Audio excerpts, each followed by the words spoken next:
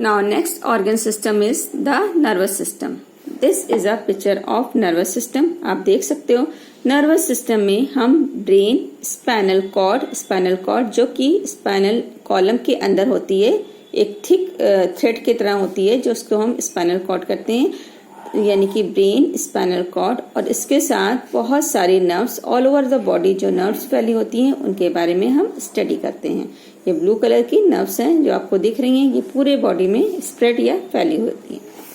The nervous system controls the nerve and provide body's response to different kind of stimuli. Nervous system सारे nerves को control करता है और इसके साथ साथ डिफरेंट काइंड ऑफ स्टिमुलाई क्या है? स्टिमुलाई वो एक्सटर्नल चेंज है इन्वायरमेंट में या बाहर की तरफ, हमारे शरीर के बाहर की तरफ जो भी चेंज होते हैं और जिनके लिए हमारा बॉडी रिस्पॉन्स करता है उसे हम स्टिमुलाई कहते हैं। सपोज हमारा हाथ किसी गर्म सरफेस पर, जैसे कि किसी गर्म पैन या गर्म तवे पे पड़ जाता है तो हम क्या करते हैं? तुरंत अपना हाथ हटाते हैं ना। तो इस तरह से ये गर्म पैन या गर्म तवा स्टिमुलाई का काम करता है जिसके लिए हमारा बॉडी रिस्पॉन्स करता है। हमारा रिस्पॉन्स क्या हुआ? हमने हाथ हटाया, ये हमारा रिस्पॉन्स हुआ। तो इस तरह से स्टिमुलाई के लिए या फिर हमारे जो बाहरी चेंज हो रहे हैं उनके लिए जो रिस्पॉन्स करने का काम होता है वो सारा का सारा कंट्रोल होता है नर्वस सिस्टम से। Okay, it is a network of nerve cells and fibres which transmit messages among various part of the body। इस तरह से नर्वस सिस्टम बहुत सारी नर्व्स और नर्व सेल और फाइबर्स का एक नेटवर्क होता है, एक जाल की तरह होता है। जैसे ये पूरे बॉडी में एक नेटवर्क बना हुआ है जिसके थ्रू मैसेज का आदान प्रदान होता है। मैसेज जो है ब्रेन तक पहुंचता है और ब्रेन हमको डायरेक्शन देता है या फिर हमें इंस्ट्रक्शन देना है कि क्या रिस्पॉन्स करना है, ये भी नर्व के थ्रू ही हमारे बॉडी में आता है।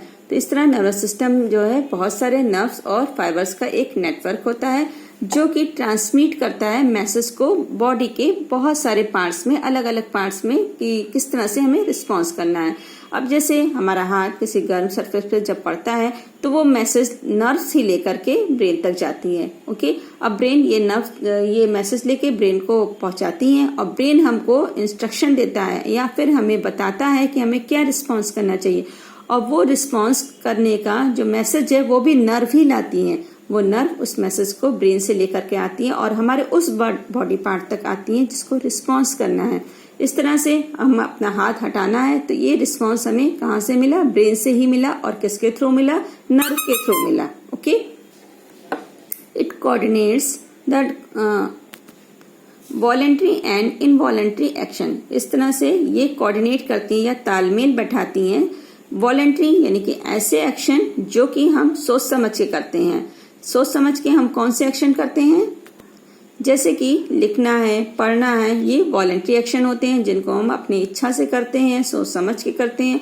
और इनवॉलेंट्री एक्शन ऐसे एक्शन जो कि हम सोच समझ के नहीं करते हैं, जो अपने आप होते हैं।